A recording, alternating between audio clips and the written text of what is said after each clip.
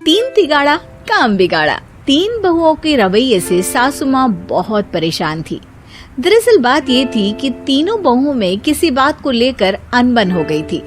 तब से ही तीनों एक दूसरे से मुंह फुलाए रहती थी। ना कोई सीधे मुंह किसी से बात करती, ना किसी का कहना मानती।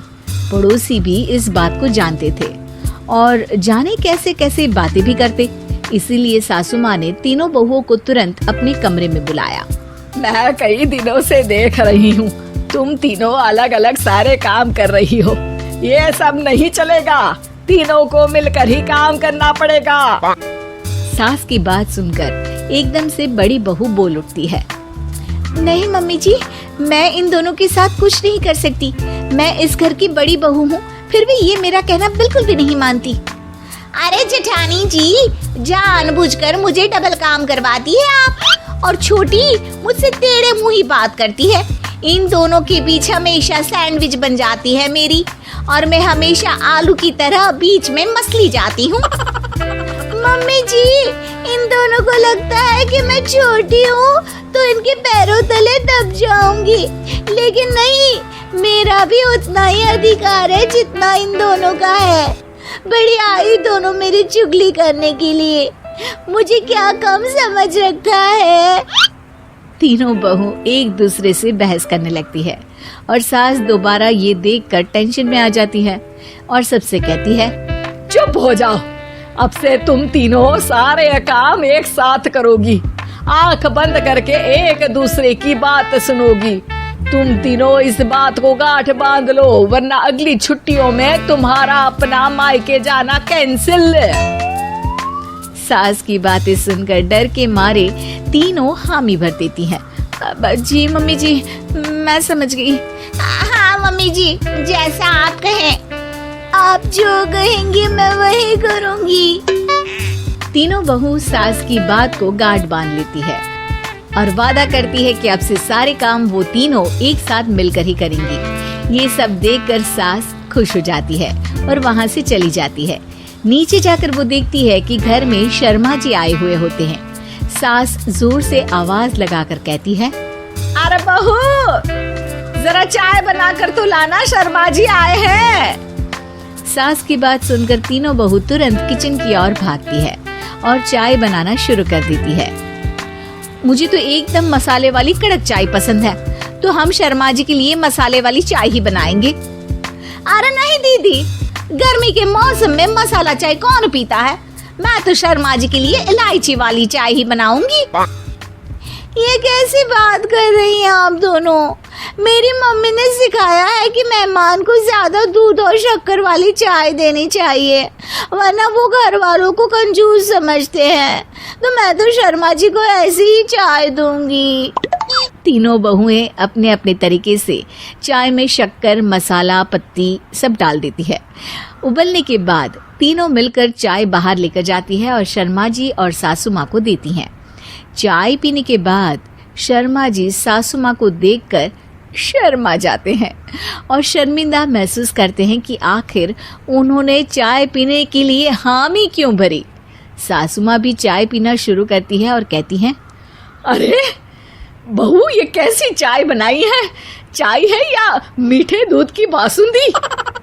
हाँ, चाय अच्छी नहीं लगी क्या? कोई बात नहीं, हम पराठा बनाकर लाते हैं। चलो चलो अंदर। हाँ हाँ चलो। हाँ, आती हूँ मैं भी। नहीं नहीं, मेरा पेट चाय ने ही चौपट कर दिया, वही काफी है। पराठे से पोपट नहीं करवाना, मैं तो चलता हूँ। शर्मा जी चुपचाप पतली गली से निकल जाते हैं। अगले दिन सास बहुओं से कहती है, अरे बहू, जाओ जाके ऊपर के गेस्ट हाउस की सफाई कर दो। कल हमारे यहाँ मेरे दूर के रिश्तेदार आने वाले हैं, तो पूरे कमरे को चमका देना, समझी? तीनों बहू सास की बात को मानकर ऊपर सफाई करने चली जाती हैं और तीनों कमरे की सफाई चालू कर देती है। बड़ी बहू मकड़ी के जाले साफ करती है, तो बीच वाली झाड़ू लगाना और छोटी वाली सर्फ डालकर जमीन धोना शुरू कर देती है। अरे दीदी, जेठानी जी, अभी मैंने पूरी फर्श धोई और आप फिर से धूल नीचे गिरा रही हैं। और मछली जेठानी जी, आप बिना झाड़ू की धूल यहाँ छटक रही हैं। अरे तीनों को साफ करना है, एक साथ सफाई करते हैं ना। अरे वही तो, हम साथ साथ हैं, घर साफ साफ है। तीनों बहू ऐसे ही काम में उलझ जाती है और 2 घंटे तक एक ही कमरे की सफाई करती रहती है। बहुत देर से अपनी बहुओं को ना देखने के कारण सास ऊपर कमरे में उन्हें देखने जाती है, लेकिन कमरे में घुसती ही वो गीली फर्श पर फिसलने के कारण नीचे गिर जाती है। ओरी मोरी मैया, हड्डी मरोड़ के रख दी। आए मेरी तो कमर ही टूट गई रे। तीनों बहुएं सास को उठाती हैं और बिस्तर पर सुला देती है। अरे मेरे हाथ पैर दर्द कर रहे हैं, दबा दो, आराम मिलेगा। हाँ जी माँ जी। अरे जी माँ जी, जी माँ जी। और तीनों बहुएं एक साथ सास के हाथ को दबाना शुरू कर देती हैं।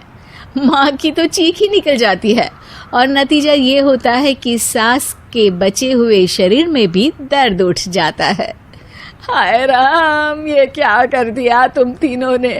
अरे मेरी तो किस्मत ही फूटी है कि तुम जैसी बहुएं मुझे मिली। हे भगवान, पूरे शरीर में दर्द बढ़ गया है। अब तो पता नहीं कि चल भी पाऊंगी या नहीं। माफ करो, मुझे गलती हो गई मुझसे कि तुम तीनों को एक साथ काम करने के लिए बोला। सोचा था तीनों मिलके अच्छे से काम करेगी, लेकिन बड़े बुजुर्ग सही कहते थे कि 3 तिगाड़ा काम बिगाड़ा। तुम लोगों ने ये बात ना आज साबित करके दिखा दी। तुम तीनों को तो समझाना यानी मानो भैंस के आगे बीन बजाना है। तुम्हें अकेले अकेले काम करना है ना, तो अब से तुम अकेले ही अपना अपना काम करो। तीनों बहुएं वहां से जाने लगती है। अरे कहाँ जा रही हो? आप ही ने तो कहा कि अपना अपना काम करो, तो मुझे मुल्तानी मिट्टी लगानी है। अरे मुझे भी तो नेल पॉलिश लगानी है, मुझे ना मेहंदी लगानी है। सास अपना सर पीट लेती है और कहती है, अरे मुझे भी लगाना है कुछ। क्या माँ जी? क्या माँ जी? क्या माँ जी? तुम्हारे घर वालों को फोन तुम्हारी हरकतें बताने के लिए।